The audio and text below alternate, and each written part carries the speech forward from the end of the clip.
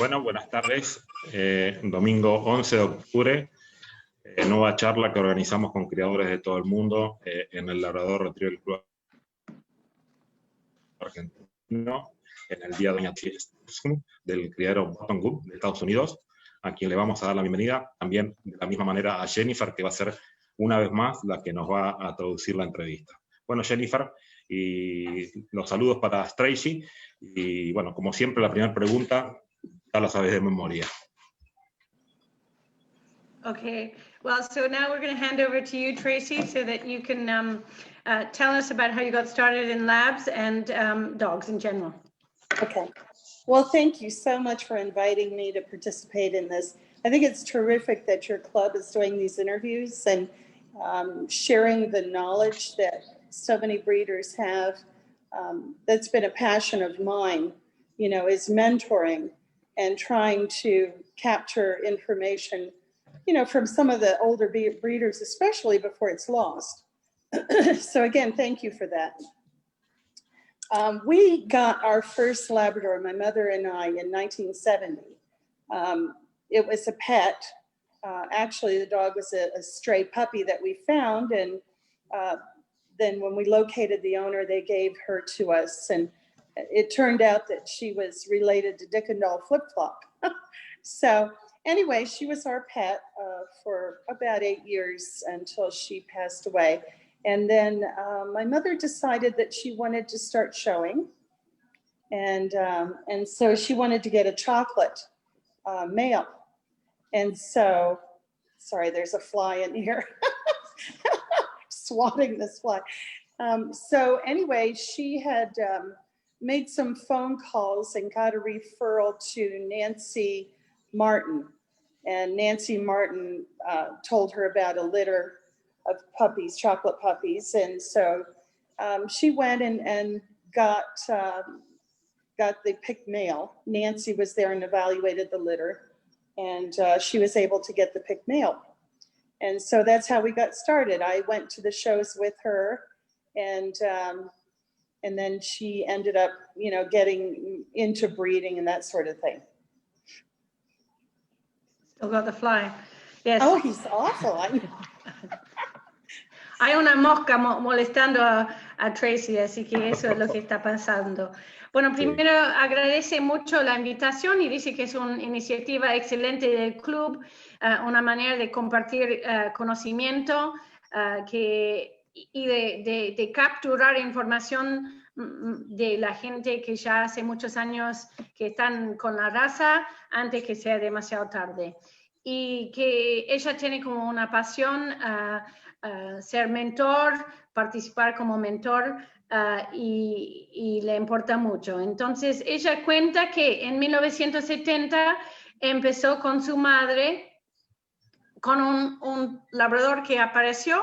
Era un perro que se había escapado y ellos lo agarraron y encontraron al dueño, pero el dueño no lo quería más y le regalaron al perro. Y por casualidad tenía como pariente la línea de Dick and Doll, así que no era tan mal perro, pero estaba con ellos como mascota por 8 años. Y después su madre decidió que quería presentar perros en exposición y entonces empezó a buscar un perro chocolate, que es lo que le interesaba. Llegó a Nancy Martin por una referencia y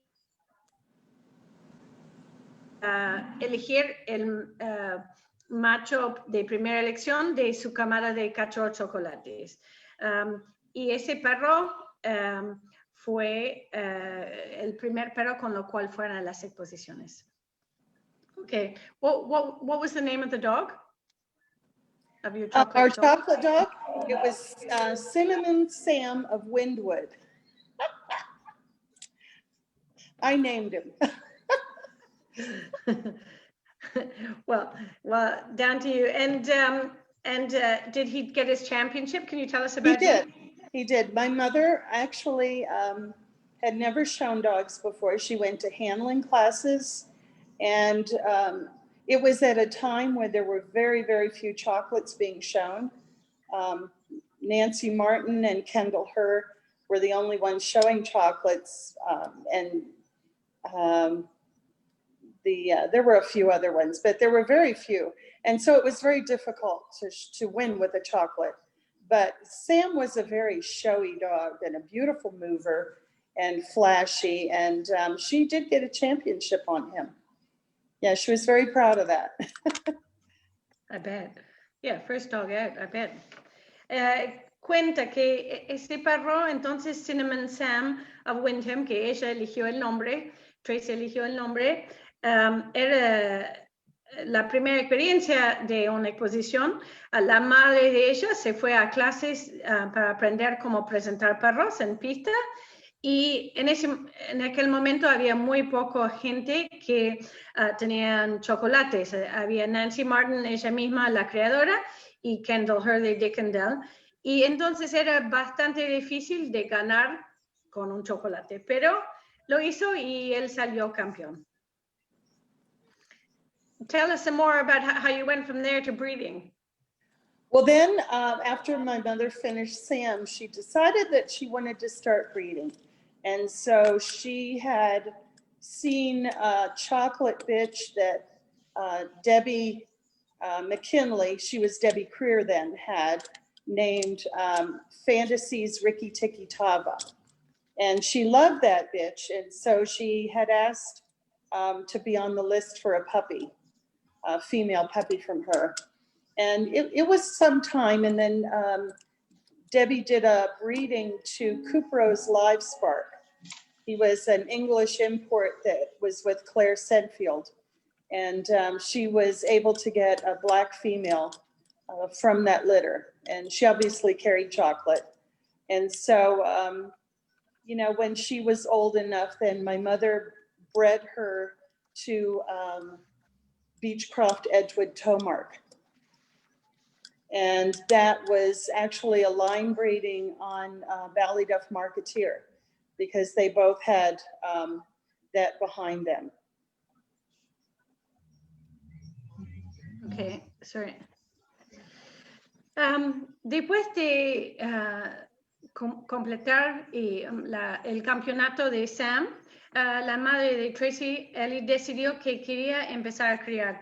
Entonces buscó una hembra y consiguió una hembra de Debbie McKinley, que era una hija de Fantasy's Ricky Tiki Tavi y de una importación de Inglaterra, Cupro's Live Spark. Ellos lo cruzaron con un perro de Beechcroft que resultó ser un cruzamiento en línea con Ballyduff Marketeer. Así que ya fue el primer paso en la crianza. And, sorry, go on. Okay, and from that point, from that breeding, she kept two females. One was Pinky and one was Lucy. The Lucy was a chocolate female and Pinky was black. And she went on to, they both showed pretty well. Pinky won quite a few reserves. She didn't have quite the coat, but the chocolate bitch was lovely and she did very well at specialties. But she bred Pinky then to a dog named Raynell's Dynasty. He was a son of Jan Cortejoko Justice, which also went back to Ballyduff Marketeer. So my mother was doing this line breeding at that time, back into the Ballyduff lines. And what it did was it stamped a type so that we essentially stamped that type where Ballyduff was known for beautiful heads. And you could see all of our dogs had lovely, lovely heads. And we would see that in every generation. So for her first few breedings, she went to those line breedings. And it was very successful. Okay. Disculpame un momento que voy a reconectar. Excuse me, just a sec, I have to reconnect. There's a problem here. Okay. And I'll be right back with you. Okay.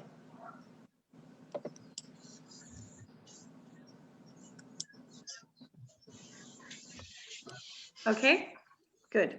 Right. Well, bueno, entonces lo que cuenta Tracy en ese momento es que de esta primera cruza que hicieron, se quedaron con 2 hembras, una negra que se llama Pinky y una chocolate que se llamaba Lucy. Pinky sacaba mucho reservadas, digamos, no le fue mal, pero tampoco wow. Pero Lucy sí, como chocolate, le fue muy bien en especializadas.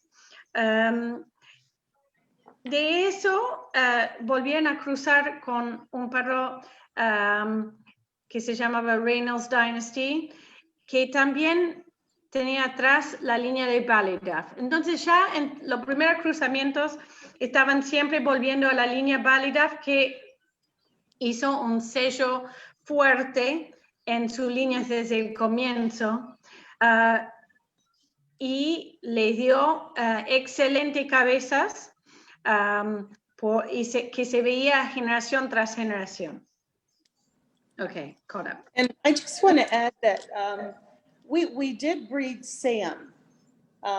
He was bred several times, and but there were some very serious skin allergies that came from his line and that he was producing.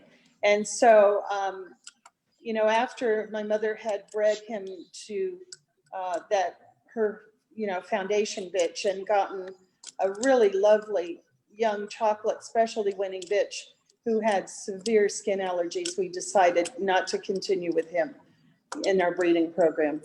And we actually haven't had a chocolate since then. Well, it was too heartbreaking. I'm sure, and I mean, almost everyone who's carried on has had a story to tell, not exactly the same, but of a challenge that happened at the outset, and Right. you go forward, and if Right. you don't go forward, you stop. So, Right.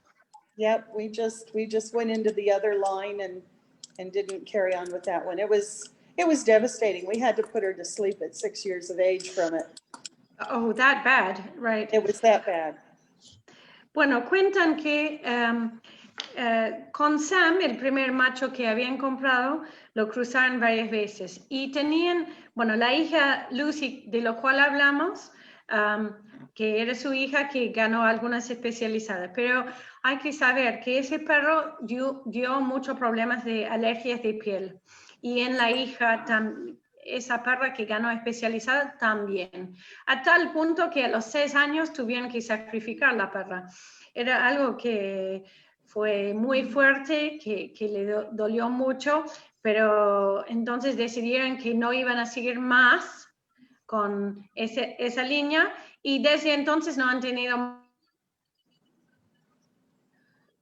un poquito, 2 minutos sobre el hecho que, bueno, todo lo que han creado por mucho tiempo han tenido que pasar desafíos y es real que si uno no lo pasa, uno deja de crear. Bueno. ¿Todo? Would you like to add anything else, or shall we start with some of the questions? Or you can always jump in. I can go a little further than that. Then. Please. Please. After we used Reynolds Dynasty, the daughter from that was bred to Tabitha's Drifter at Dickendall. He is a dog who, on his bitch side, also went back to Ballyduff through Valleywood Cannonball Cape. And so she picked that up again, although more distant, but that was a lovely, lovely, lovely breeding. He was such a wonderful producer. We got, of course, more substance, more bone, but kept that beautiful type and the pretty heads. And that was a great addition to our line, was going to him. And then, you know, the subsequent breedings, in later years, we went back into Tabitha again and bred to Tabitha's Knight. And that was one of our most successful breedings. We bred to him 3 times and kept a total of 6 of his get. And all of them were very successfully shown. Most of them were champions. and they were beautiful producers as well. Okay. Bueno, cuenta que después de haber usado Reynolds Dynasty se quedaron con una hija y con esa hija la cruzaron con Tabitha's Drifter at Dickendale, que también tiene línea que va atrás hacia Ballyduff. No tan cercana, pero sí por atrás. Obviamente, conociendo las líneas, eso agregó más sustancia a su línea y más hueso. Pero también podían mantener tanto le gustaba.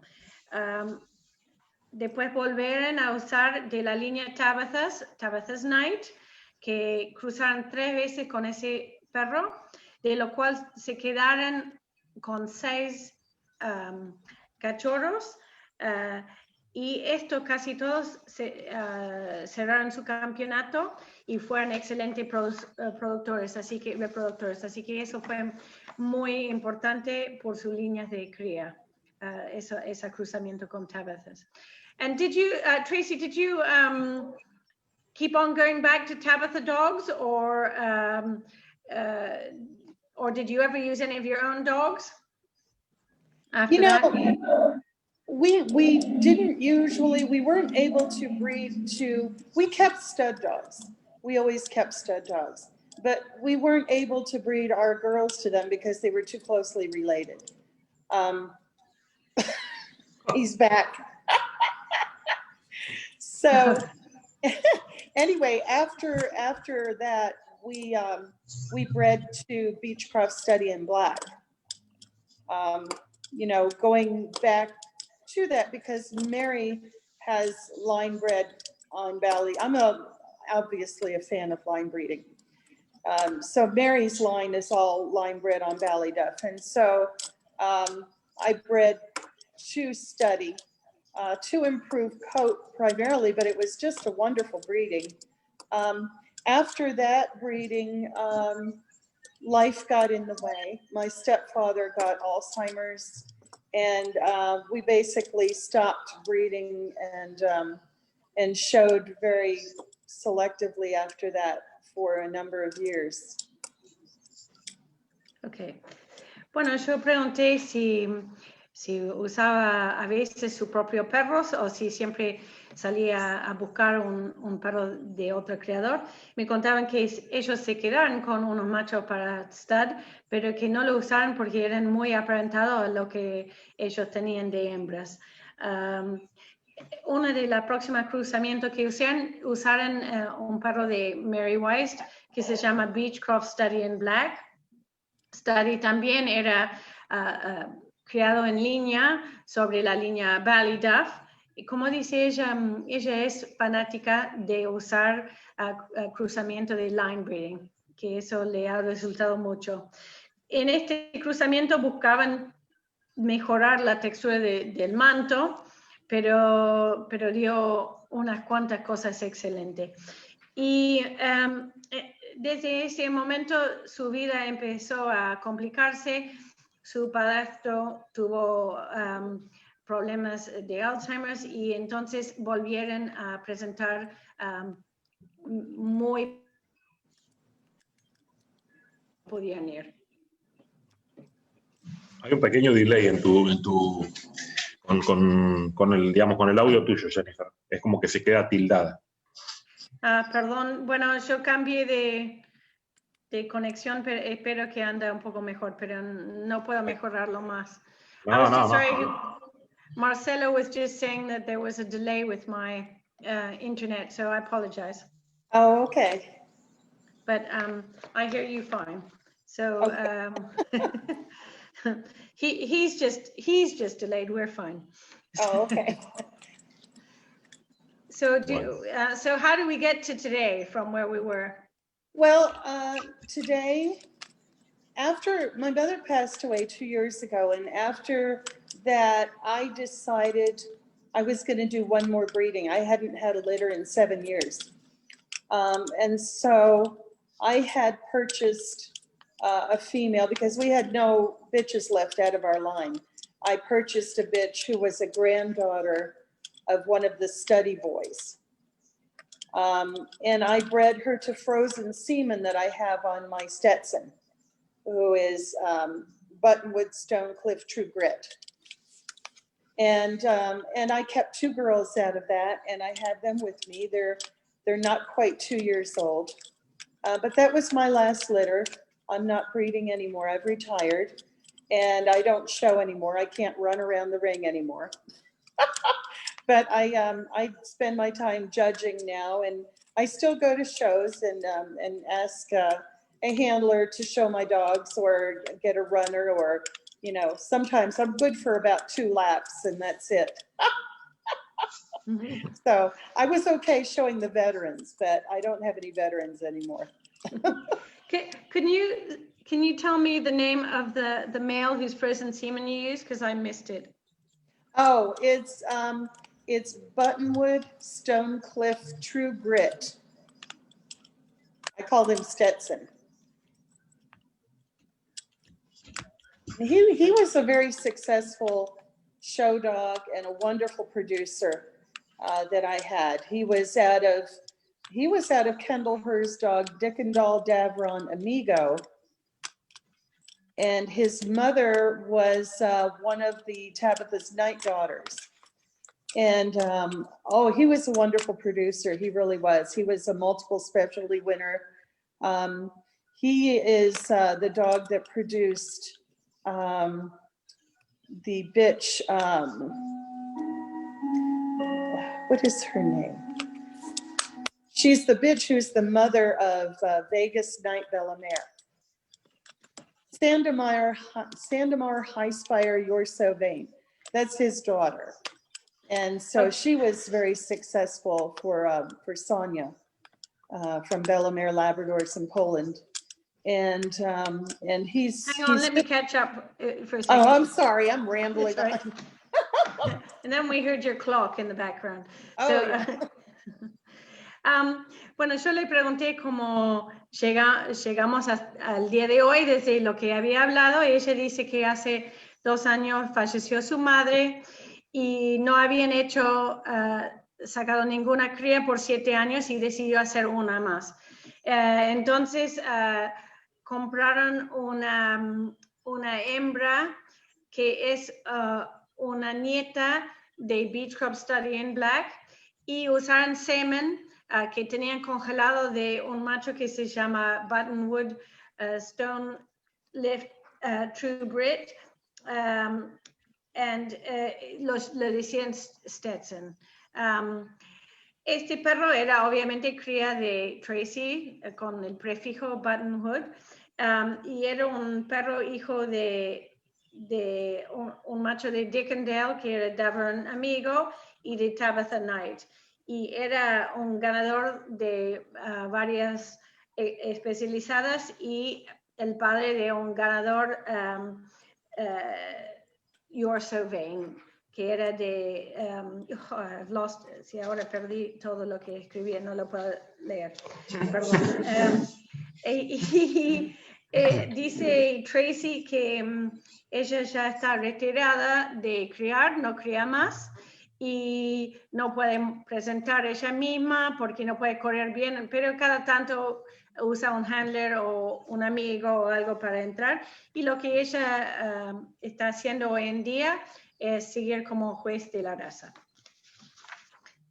Muy bien. I want to add too, if I might, that when the female who is the mother of Stetson, her name was Ivy, and she was also bred to Study in Black, and the yellow male from that is named Buttonwood Macintosh, and we had shipped his semen to Australia and to Poland, and there's quite a few very successful dogs that come back to him. Sarracenia Labradors in Poland bred to him, and Brighton Sarracenia is his grandson. And it's really very exciting to see, you know, these beautiful dogs that go back to those to those dogs that I ship semen on. It's kind of fun to watch. I'm sure. Well, it's future carrying on. So it is. Must be great. It's exciting. It is. Dice que es muy emocionante ver que sus líneas siguen, porque la madre de su perro Stetson, que se llamaba Ivy, fue cruzada también con Beechcroft Starion Blacks, y eso dio Buttonwood Macintosh. Y semen de Buttonwood Macintosh fue enviado a Australia y a Polonia, a Cerecinia. Y de eso resultó una perra que se llama Brighton Cerecinia. Y dice que es muy emotivo para Tracy ver que sus líneas siguen, que los resultados de su crianza. Bueno, ¿vamos con alguna pregunta? Can we put some questions to you now? Absolutely. Creo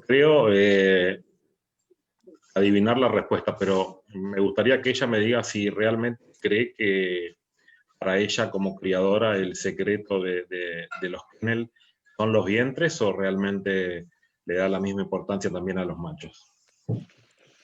So Marcelo says he thinks he might guess what you'll say, but he would like to ask you, do you think that the females in the line, your bitch line, is more important or just as important as good stud dogs?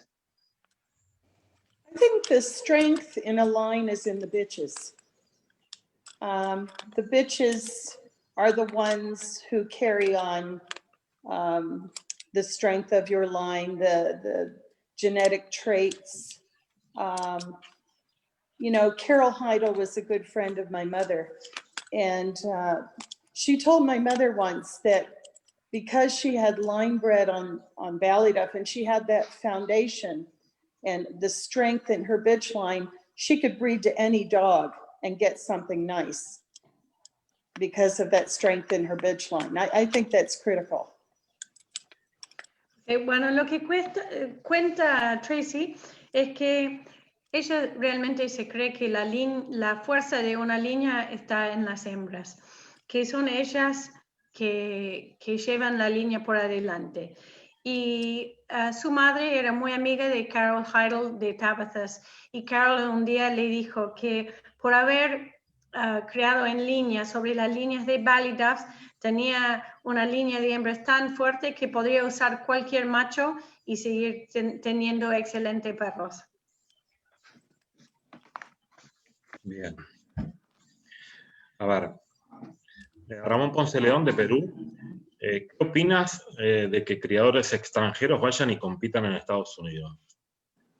Oh, a question that's come in from Peru that I haven't heard before, and that is, what do you think about foreign breeders coming and bringing their dogs to the States and competing in the States?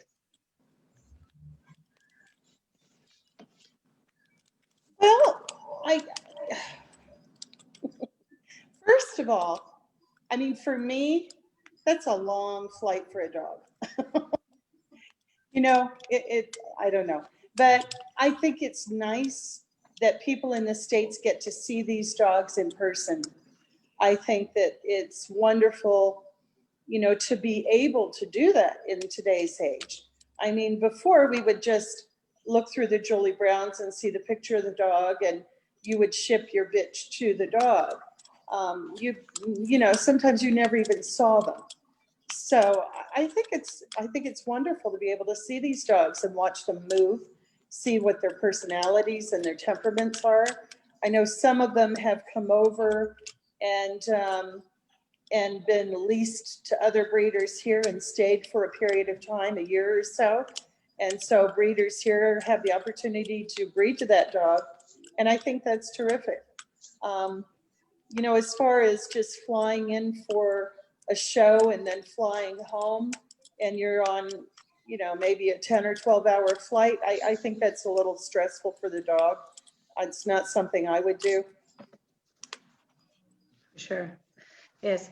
Bueno, lo que dijo es que, bueno, para los perros que vienen de afuera para competir en Estados Unidos, primero implica un viaje larguísimo.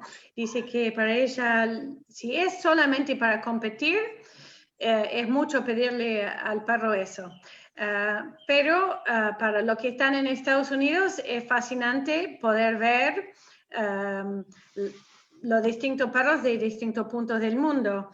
Antes era cuestión de agarrar el directorio de Julie Brown, que hacía tipo un anuario de labradores, de machos que la gente podía ver, o de labradores, y capaz que a base de eso solamente, a veces sin ver el perro, podía mandar a una hembra para servirla o pedir semen. Hoy en día poder verlo es fantástico, que la gente viene en barrio y da la posibilidad de también conocer no solamente el físico en foto del perro, pero también la personalidad y el temperamento del perro. Pero que ella dice que ella personalmente, si tenía que viajar con un perro para una exposición solamente, no lo haría. Es otra cosa si el perro va a quedar un año en Estados Unidos, se va a servir a las hembras de otro criador, se va a quedar como en tenencia. Bueno, eso es otra posibilidad. Sabiendo la admiración que tenía o que tiene sobre la línea de Balidaf, hasta el momento que ella crió, ¿pensó en algún momento importar semen de algún otro kennel del Reino Unido? Perdón, se cortó para mí. Digamos, preguntaba, según conociendo su admiración de Balidaf, si hay otra línea de Inglaterra que quiere... Sí, si en algún momento, hasta el momento que ella haya criado, sintió la necesidad o se vio tentada en traer alguna importación de semen de algún otro perro del Reino Unido.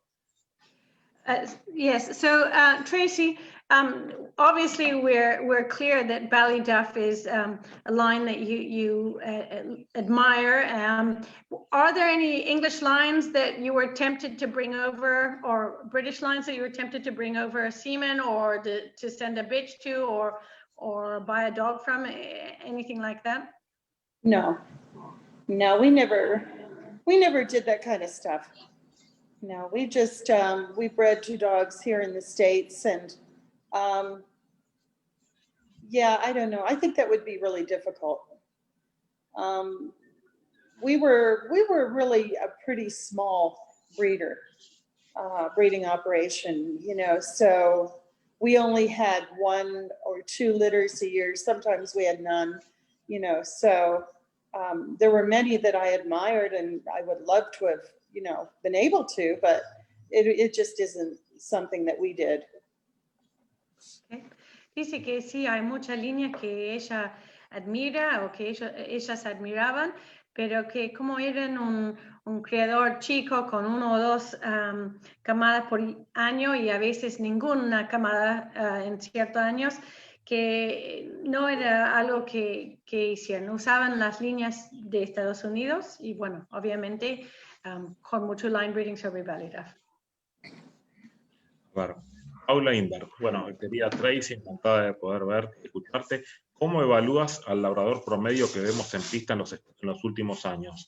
Y si estás de acuerdo con un cierto predominio de un supuesto hipertipo.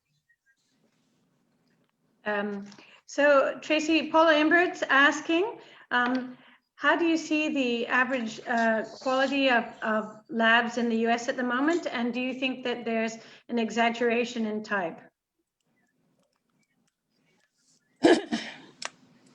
Well, needless to say, with COVID, I haven't been anywhere. But last year I was fortunate, and I judged about 5 Labrador specialties last year. And so they were all over the country, and it was nice to see dogs from different parts of the country. You know, there's several of the areas where the dogs are in very good shape. Very beautiful type, good moderate dogs, not very few long and low, nice coats, good heads. The Puget Sound specialty was very notable in that regard. Lovely, lovely dogs up there.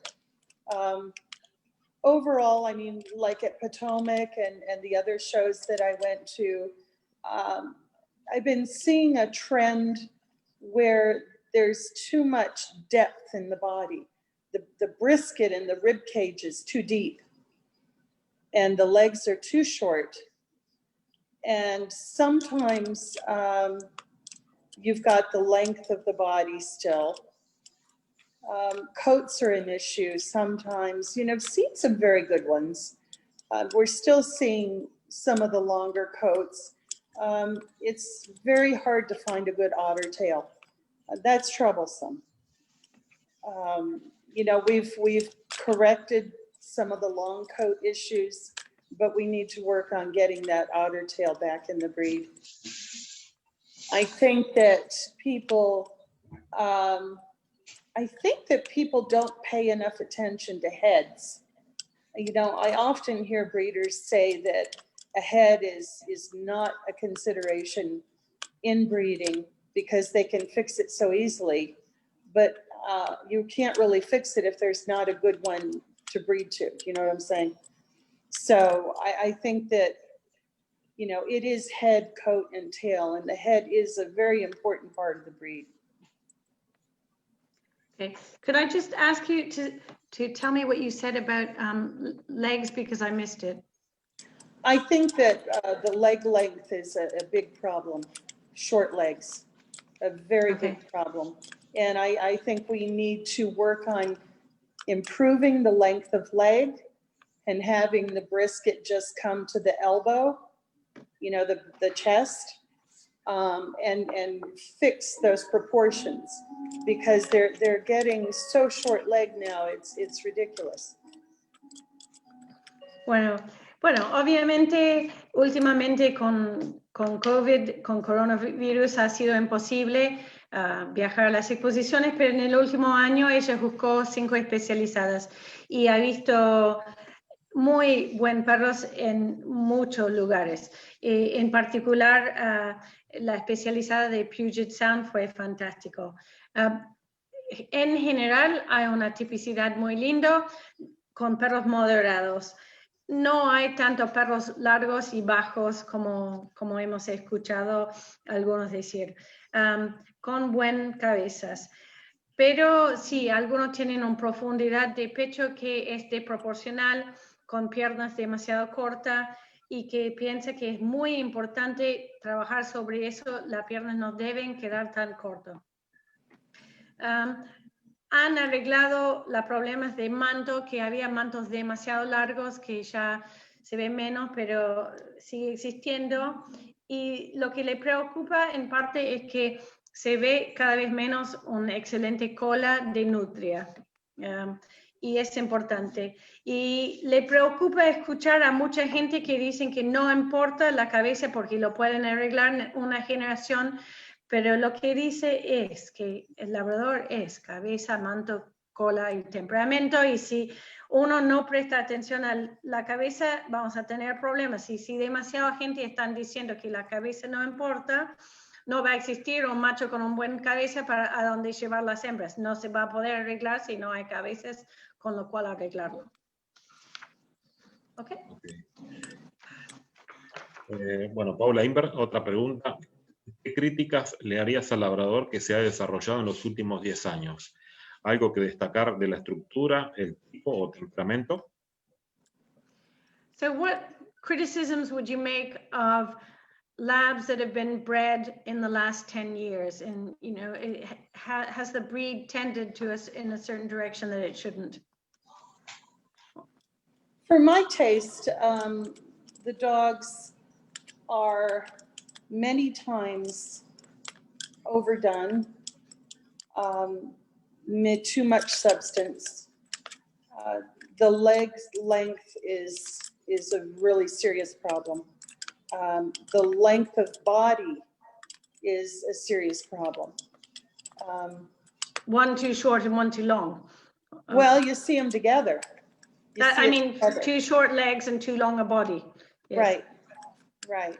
I mean, the Labrador, if you read the standard, is just off square, slightly longer than tall. Okay, that creates the picture of a pretty much square dog in your mind, you know, and so many of the dogs in the breed today are much longer than they are tall. The proportions are wrong. Also, I want to mention, there's so much discussion about the weight that dogs are shown in. I really think that the dogs are shown too heavy. You know, I'm probably not going to be popular for saying that, but I don't like seeing them shown when they're obese. It's difficult to judge them when they're that overweight, and it just, they don't look like an athletic sporting dog. Bueno, como dice Tracy, se va a hablar de su gusto, que sí, se ve perros que están exagerados, que tienen demasiada sustancia, le preocupa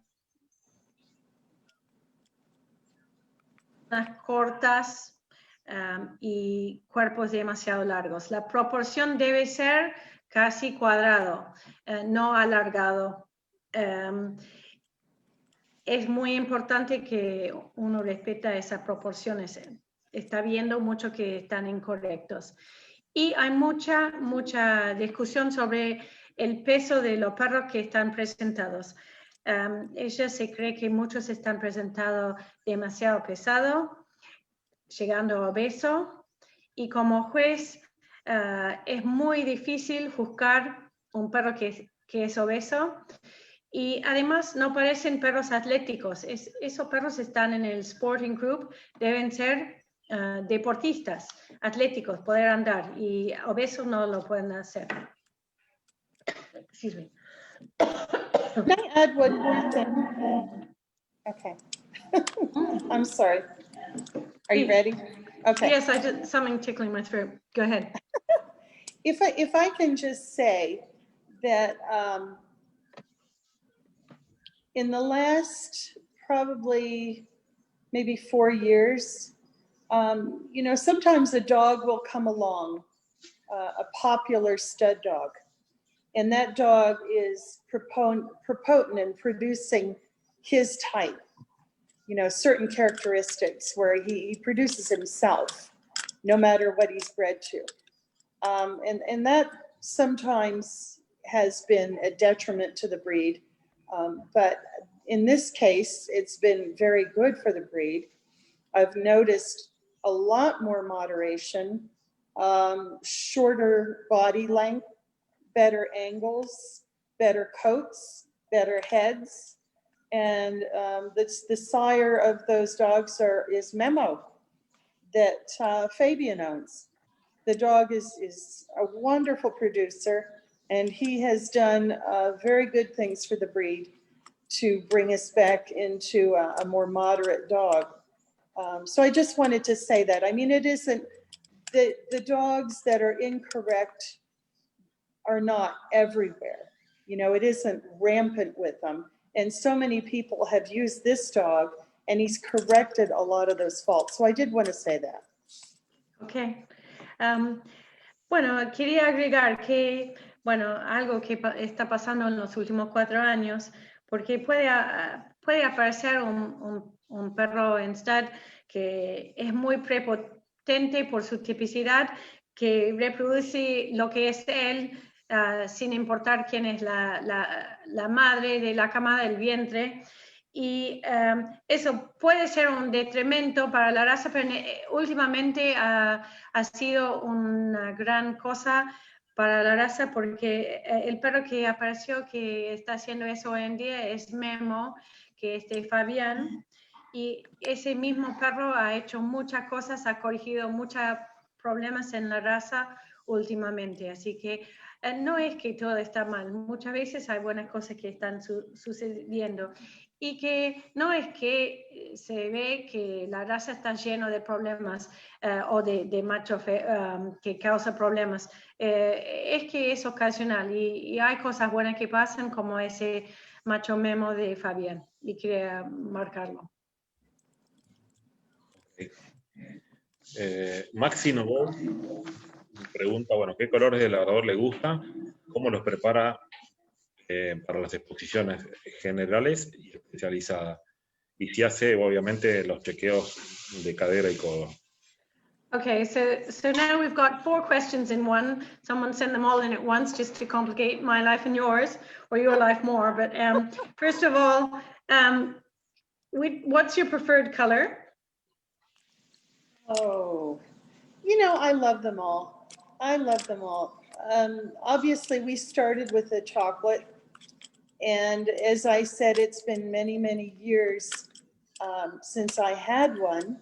And so it's kind of funny when I judge, a lot of people don't think I like chocolates, but they're one of my favorites. I love a good chocolate. I really do. So I would say that if I really had to say an absolute favorite, it would be a chocolate. Okay. Bueno, yo dividí la pregunta para poder contestarlo. La primera pregunta fue sobre el color y dice que chocolate fuera en su comienzo con chocolate, así que mucha gente no sabe en eso, cuando va a buscar, piensa que capaz que no le gusta, pero no hay nada que le gusta mejor que un excelente chocolate. Así que le gusta todos los colores, pero si tiene que elegir uno, su preferida sería el chocolate. Ahora paso. Preparing dogs for a show. Any suggestions? And do you have different preparations if they're going to an all-breed show, sorry, or a specialty show? No, I don't. I'm not big on washing my dogs a lot, you know, because it dries out their skin and it makes the coat soft. And I know when I'm judging, I don't like to feel a coat that's just been washed. I can't tell what the real texture is of it. So I try not to wash them. I will rinse them in cold water, and sometimes I mix white vinegar with it, you know, and I'll wash their feet because that's where they get smelly. And I may wash, you know, their stomach and legs if it needs it. So that's pretty much all I do. If they need it, I might trim the twizzle on their tail.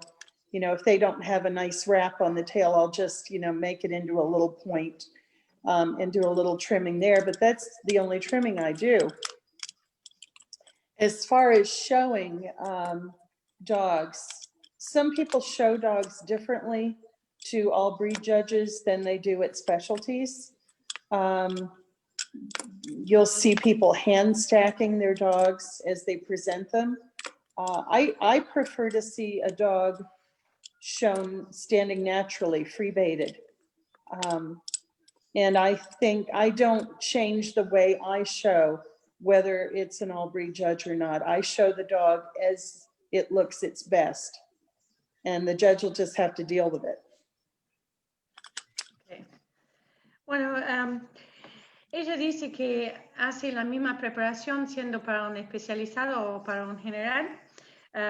No es muy fanática de bañar los perros mucho porque cambia la textura del pelo a pasar a ser demasiado suave y seca la piel cuando lo lavas. Así que puedes usar vinagre blanco diluido para bañarlo.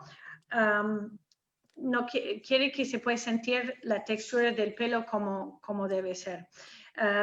Y puede ser que lava los pies o si hace falta la pierna así abajo del pecho porque son las partes que se pueden ensuciar.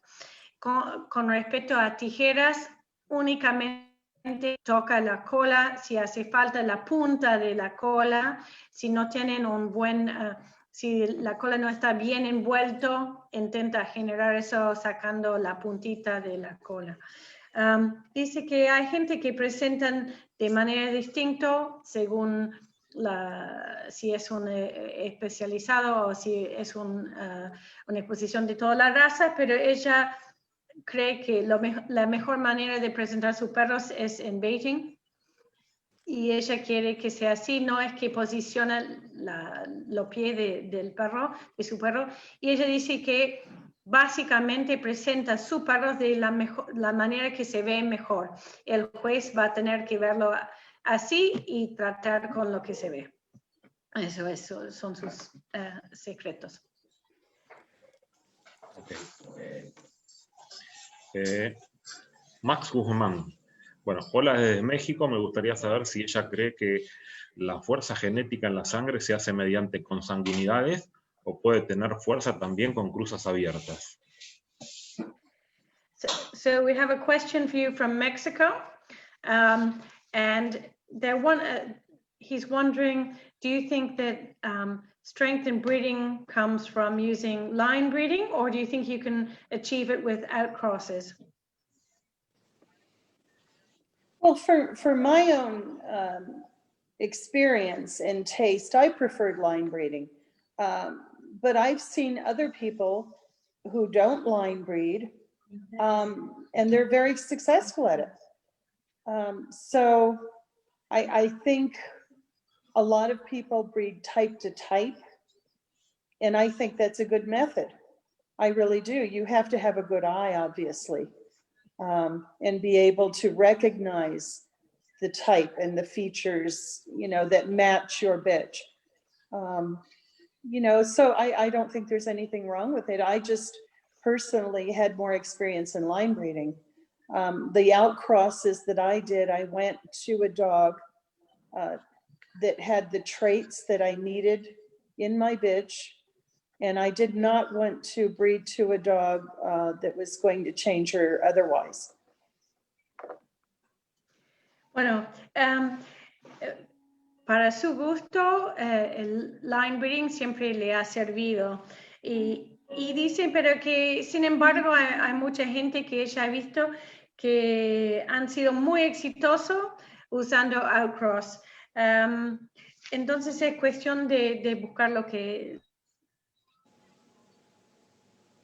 Y para ella dice que, bueno, lo que hacen trabajos de cruzamiento, de outcross, tienen que buscarlo el mismo tipo, y hace falta un muy buen ojo para elegir bien en este caso. Las veces que ella ha buscado un outcross, ella ha buscado siempre un macho de una tipicidad similar que tiene algo que ella necesita para sus hembras, pero no algo totalmente distinto.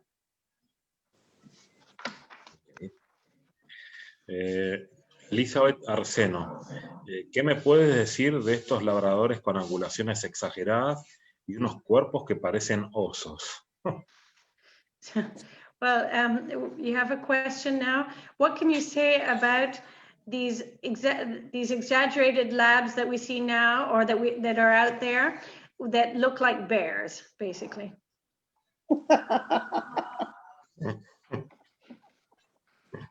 I've seen some that I thought looked like cattle.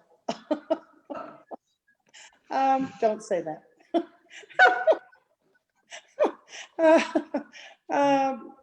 Okay, so I guess we're talking about too much coat, right? Is that what we're talking about? I don't. All I have is the exact question. So okay. I mean, labs that look like bears. I presume it's big in all senses. Probably. Okay. That's my guess. Well, okay. So as far as what I think about that, that's not a dog I would breed to, and it's not a dog I would put up in the show ring. So my eye is going to go see it and move right on. Bueno, dice que, primero me prohibió traducir parte, así que lamento, es para nosotros, pero sí, básicamente un perro así, ella no va a elegir para criar. Ella ha visto perros de ese tipo y tampoco lo va a premiar en exposición. Así que si ve uno así, su ojo va a pasar arriba y seguir buscando otra cosa.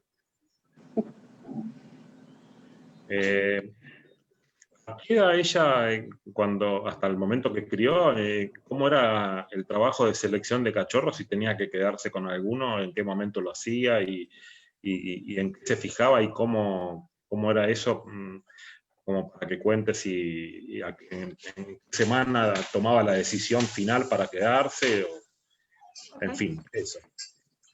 Bueno, so Tracy, you know, when you were choosing puppies, at what age would you choose these puppies? And, you know, what were you looking for? Or what did you do to go about selecting which puppies you kept? For my line, I chose puppies at 7 weeks. At that age, they were more like a miniature adult, you know, than any other age. So that's the age I selected. I would put them on the table and stack them just to check structure, you know, and we'd take photographs and that sort of thing. But the decisions were made watching them move. Just watching the ones move in the yard, how they carried themselves, how they moved, their whether the personality was outgoing and confident. I mean, one of the big things about a successful show dog is it has to be a very outgoing, confident dog. You know, so that's one of the things. You don't want to choose the puppy who is softer and, you know, that sort of thing, because that's not going, if that's what your goal is, you know, you're looking for a show puppy. So when they stand there sometimes and just strike a pose, and that puppy that commands attention, your eye goes to him every time. I mean, that's the puppy I'm going to choose. One of the other things, I often chose the puppy in the litter that was the bad one, you know, the naughty one. The naughty one. I like the naughty ones. I do, because they're the ones that are out there and have that spark when you go in the show ring. It's a lot easier to bring one in line than to, you know, bring an over exuberant one into line than to try and create that temperament. Yeah, that's true. That's true. I have one now that's a little on the soft side, and I can't show her. She got scared and that was it. So, you know, it's hard to deal with that kind of a temperament. Bueno, como muchos de la gente que hemos entrevistado, ella elija los cachorros a las 7 semanas de vida, cuando tiene más relación a lo que van a ser de adulto. Y lo pone arriba de una mesa solamente para... Decisiones se lo toman cuando están corriendo en su jardín y en el piso. Busca lo que mueven bien y está mirando siempre para el cachorro que tienen un temperamento extrovertido. A veces le gusta lo que se porta mal porque, bueno, realmente sirve después para tener un cachorro que va a ser un perro de exposición. Porque estamos hablando no solamente para criar, pero sí la finalidad es un cachorro para presentar. El cachorro a lo cual se va tu ojo cada vez que miras la camada, tac, tac, tac, ese va a ser el cachorro probablemente que elija ella. Hoy en día ella tiene una hembra que es demasiado dulce, suave, se asustó un poquito una vez y fue a una exposición y ahora no lo puede llevar más. Entonces, eso no sirve si uno tiene como finalidad ir a las exposiciones. ¿El presente hoy de la crianza americana, me puede decir la opinión de ella hoy? Sí, perdón, ¿sí ella qué? ¿Cómo ve el presente de la crianza americana hoy? How do you see the state of of breeding in the U.S. right now? I think that we're in a better place overall than we were 10 years ago or 15 years ago. I think that the dogs are getting more moderate than they were. We still see some that are overdone, but it's not quite as prevalent as it was. I think that the coats are much better, much better. I can remember about 10 years ago seeing these super thick undercoats, you know, where the dogs almost look like sheep's wool. You know what I mean? And the top coat didn't really cover it the whole way. And then we had the long coats. So I think coats are much better than they were. I think that you're seeing more moderate dogs. We need to improve a few things still. But I think that we're getting there. I think people are working on it. People are conscious of the problems. And I think that they're making an effort to improve it. Bueno, dicen que están mejor en Estados Unidos de lo que fueron. Hay que trabajar sobre eso, pero mucho más moderado, que los mantos son mejores, que antes se veía el subpelo como tan abundante que el pelo arriba no lo podía cubrir y que había mucho pelo demasiado largo, pero eso ya está mejorando y que básicamente los creadores están conscientes de los problemas que existen, y están trabajando sobre ellos. Así que están en buen camino.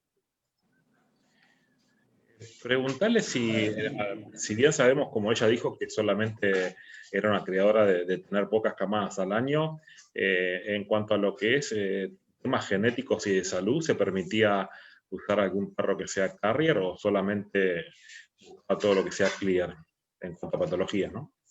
Yeah, so yeah, I just realized that I didn't pass on part of a question before, but it ties in with this one. You know, since you're not breeding that many litters a year, how do you approach all the health tests, and how flexible are you with a dog that doesn't have all the clearances completely clear? You know, might be a carrier. I'm kind of an old-fashioned sort of person. And I really don't think it's necessary to do all these tests. I really don't. I would do the tests that were relevant to my dog and my line. For example, in my own dogs, I never did the long coat test because I never bred to a dog that went back to the ones that had long coats. And I knew who they were. You know, now they're a little bit more dispersed in the gene pool, and maybe that test is more necessary. But at the time, you know, we didn't do that much breeding where it would have been a problem. So you know, and there's some of these other tests that, I mean, I just think they're ridiculous. I really do. I don't do them, you know, and I would use a dog in a heartbeat that didn't have them. You know, now PRA is a wonderful thing. I test for PRA, you know, and some of the other ones as well. I think the EIC test is flawed. I am not a believer in the EIC test. So it's not something that is a deal breaker for me if a dog doesn't have EIC test. So I think it just depends, you know, on what you've got. I would breed to a carrier, absolutely. I would breed to an affected. You know, if my bitch were clear, I would breed to an affected dog, you bet. Why not? If he had everything else you wanted. Sure. Yeah. Yeah. Yeah. So it's about knowing what you've got and what you need to be careful about, and, you know, checking for those things rather than just doing everything. Right. Okay. A lot of people are doing all these tests, you know, diseases I've never even heard of. I just don't understand it. I don't understand what the point is. I think they're losing their perspective, you know, by being so concerned with all these genetic tests. Yeah. Yeah, we've heard a lot of people where the pendulum has swung back from sort of being well, it's wonderful. It's a wonderful tool, but it's being used beyond sense, as it were. It is. It's being used incorrectly. Bueno, yo me di cuenta que parte de una de las preguntas no había transmitido y se junta con lo que estamos hablando de salud genética y de los test genéticos. Dice Tracy que ella se cree que no es necesario usar todas las opciones de los tests que existen, los test genética, que ella usa lo que tiene importancia para sus líneas, o si ella sabe, por ejemplo, que no tiene ese problema, vamos a hablar de la genética para pelo largo, que hay un test para que uno pueda, para que están usando no lo tienen, entonces no se preocupa para hacer este test. Obviamente, una prueba genética para atrofia progresiva retinal es algo grande y muy importante. Se cree que el test para colapse inducido por ejercicio es fallada y no cree en eso. Entonces es cuestión de saber lo que uno tiene en su genética, saber lo que viene con los machos que uno usa para cruzar y hacer las pruebas que corresponde, no hacer cualquier cosa. Ella estaría totalmente dispuesta a usar un perro que es portador, si ella sabe que no tiene problema con sus hembras, y hasta un perro que está afectado, si ella sabe que no tiene ese problema con sus hembras tampoco. Si es un macho que realmente les aporta un montón de otras cosas. Entonces, bueno, hay que estar equilibrada en el uso de eso. Can I add something else to that? Sure. Okay. I think that a lot of breeders, you know, younger breeders especially, are like investigators, okay? And they go and they investigate, you know, and research all these dogs, you know, clearances on OFA and this, that, and the other thing. But, you know, the best thing to do is pick up the phone. Pick up the phone and call the stud dog owner and talk to them, okay? Because maybe they didn't send their clearance into OFA, you know, or ask them, you know, what does your dog produce? What are his strengths? You know, have a conversation with the stud dog owner rather than doing all this research and just discounting a dog based on whatever facts you may find. You know, I don't know.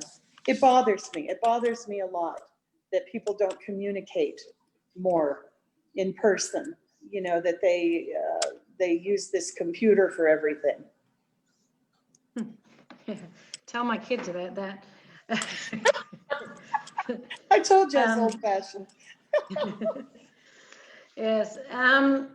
Bueno, ella quiere agregar que, bueno, hoy en día muchos de los criadores jóvenes hacen mucho investigación, miran en internet, miran los pedigree, miran lo que está publicado, pero es fundamental levantar el tubo, hablar con la persona que es el propietario o criador más importante del macho a lo cual uno está interesado usar y buscar los hechos, porque capaz que esa persona no publicó todo o capaz que no mandó sus resultados a OFA, y si vos hablas con el creador vas a enterarte realmente de lo que es la situación. Que dice que capaz que le gustan las maneras antiguas de hacer las cosas, pero no hay otra cosa que es mejor que comunicar en persona con la gente en vez de solamente usar la computadora. Dice que le parece que es importante y puede ser que parece antigua, pero es importante. Preguntarle a Tracy si ella al momento de juzgar le da importancia definitoria a algún faltante dentario o no. So when you're judging, do you look at missing teeth at all? Is it Not an really. important feature? No, not to me. I check the bite because we're required to check the bite on the sides. And, but I don't think that a couple missing premolars makes any difference whatsoever in their retrieving ability. So I don't fault a dog for that when I'm judging. Dice que no, para ella, cuando está juzgando, ellos tienen la obligación de fijar la mordida, pero que no cree que uno o dos faltas de premolares afecta cobrar. Okay. Ella, mientras los momentos que crió, básicamente, ¿qué tipo de alimentación daba? ¿Comercial, casera, cocinaba? ¿Qué tipo de...? So what did you feed your dogs, or what do you feed your dogs? Do you feed them a good dog brand? Do you cook for them? Do you feed them barf? No, I feed Purina Pro Plan. And that's what you've used always? I mean, a pre-made dog food. Yeah, it's a dry dog food. It's a dry dog food. It's Purina Pro Plan, and I feed a couple of them sensitive skin and stomach, and then the other ones I feed the. It's what used to be the adult chicken and rice. They call it all life stages now. They always change the name. Yeah, I think it's 2616 protein or something. Anyway, but yeah, it's the same as the old chicken and rice adult. Dice que sí, ella usa, por algunos perros usa el alimento para piel sensitiva o por estómago delicada. Y sí, dice que lo que usaba era lo que antes se llamaba pollo y arroz con 26-16 de proteínas, pero todo siempre alimento balanceado. A ver, Tricia Cuello, buenas tardes. ¿Cree que todos los test genéticos en perros puedan ser una prueba para ser utilizados el día de mañana en humanos? ¿Y por qué cree que los test genéticos no dan el mismo resultado en una misma lechigada? No sé si es científica para poder contestarme esto. Sí, así que volví a contarme la primera parte, si los test genéticos van a ser un base para humanos. Buenas tardes. ¿Cree que todos los test genéticos en perros puedan ser una prueba para ser utilizados el día de mañana en humanos? ¿Y por qué cree que los test genéticos no dan el mismo resultado en una lechigada? Well, interesting question. La absuelvo si quiere de responder, porque no sé si... So yes, I mean, do you think that the genetic tests that we use in dogs are something that could be used in humans in the future? And yeah, and no idea. Yes, sí, no tenía idea de esa parte. Y and why do you think that genetic tests can give different results for different puppies in the same litter? Because every dog has different sets of chromosomes. Yeah. Sí, bueno, no sabe de la relación con los resultados para los humanos y obviamente la mezcla de cromosomas o de genes en todos los cachorros de una camada no son iguales. Entonces, los test genéticos pueden ser diferentes. Ok. Bueno, Paula me pregunta, Tracy, ¿fue divertido venir a Argentina? Yes.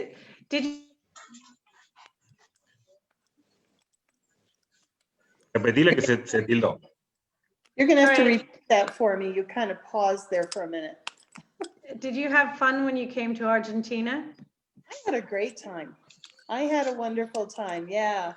Yeah, it was a fun trip. I got to do some really good shopping, had some wonderful meals. Oh my gosh, the food is wonderful. And had a terrific time judging. The other gal who judged with me was Sue Marksell from the UK. And we had a wonderful time. She and her husband were great fun. The club was just terrific. So yes, I enjoyed it very much.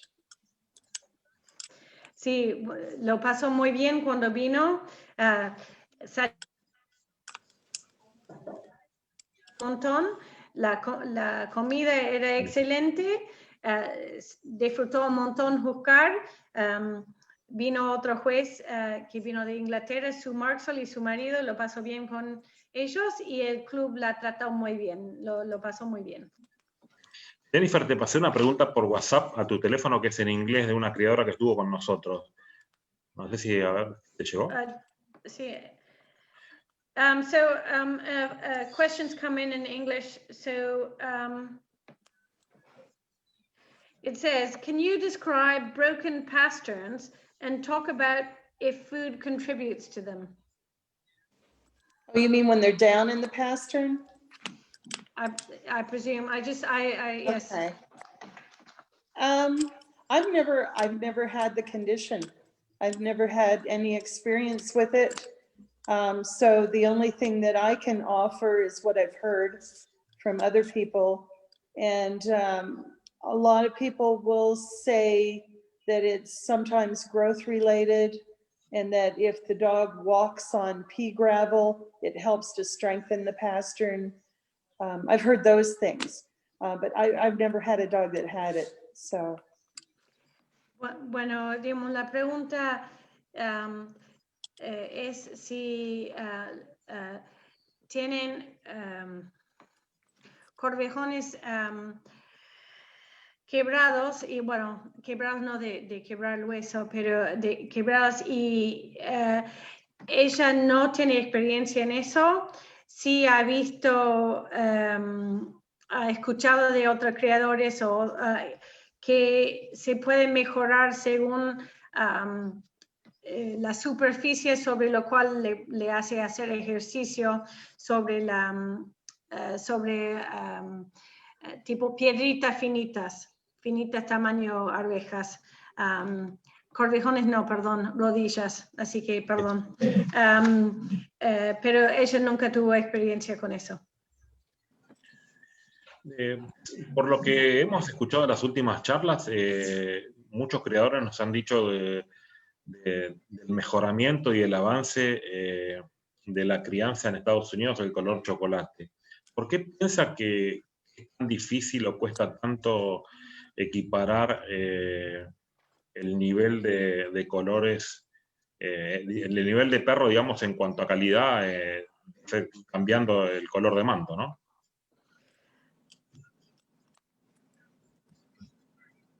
Previous interviews, we've talked about how the quality of the chocolate dogs has improved. Why do you think it's so difficult to keep up the levels of quality in one specific color, and why do you think they become unbalanced, as it were? That's a good question. I would guess that it would go with trends. You know, I mean, at certain times there's been a dog who may have been a great producer, and he carried, you know, a range of colors. Say he was black and carried yellow, you know, and so he would produce wonderful quality in those colors. You know, and then sometimes maybe there's been a period of time where there's no dog that's really an outstanding producer in a specific color. Like right now, it's very difficult to find a really good quality yellow. You know, and there for a long time, there were wonderful yellows. So, you know, I think we just go through cycles with dogs who are, you know, genetically made up to produce very well, just maybe lacking at the time. I think that there was a dog who came here from Poland, what was it, about 2 years ago, this dog named Radek. And he was here for a while, and he's produced some very nice yellows. He seems to have improved some of the quality, especially in the yellow males, because we weren't really seeing good yellow males for a while there.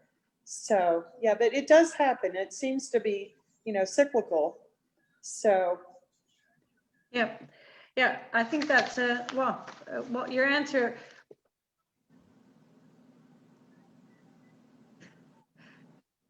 You're going to have to say that again. You kind of stopped there for a moment. Yeah, no, your answer makes a lot of sense.